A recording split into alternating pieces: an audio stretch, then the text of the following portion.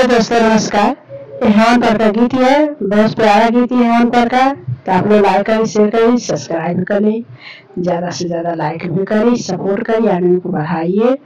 आप लोग से इतना मैं कहती हूँ, हाथ जोड़ करके आप लोग सपोर्ट करिए। मगर मेरा सपोर्ट कोई नहीं करता है, तो ऐसा मत करिए, आप लोग सपोर्ट करिए। गौआ के झूठे नारी नारी हवन होई हमरे दुआरवा। गौआ के झूठे नारी नारी हवन होई हमरे दुआरवा। गंगा ही जलवा ससुर भरी लई है। गंगा ही जलवा ससुर भरी लई है। जलवा चढ़ाव सब पारी पारी हवन होई हमरे दुआरवा। गौआ के झूठे नारी नारी हवन होई हमरे दुआरवा।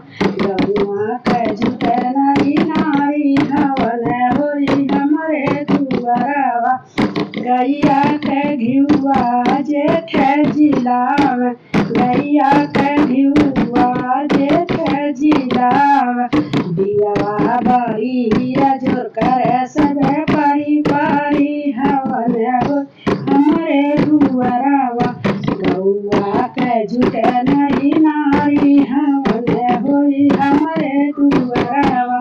गौआ के झूठे नारी नारी हवन होई हमरे दुआरवा। लाल चुनरिया देवर जिलाव। लाल चुनरिया देवर जिलाव। चुनरी चढ़ाव सब पारी पारी हवन होई हमरे दुआरवा।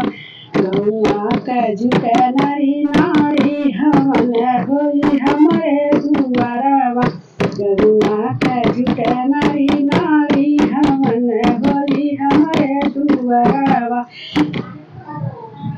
चंदन की लकड़ी सैया जिलाव।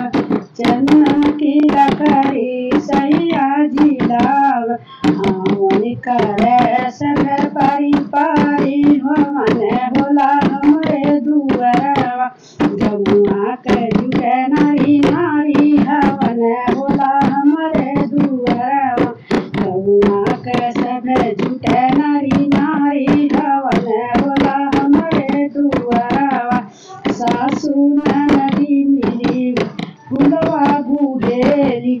सासु ननद मिली फुलवा गुड़ेली।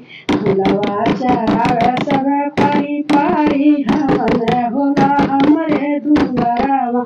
गौआ के झूठे सब नारी नारी हवन होला हमरे दुआरवा। गौआ के झूठे सब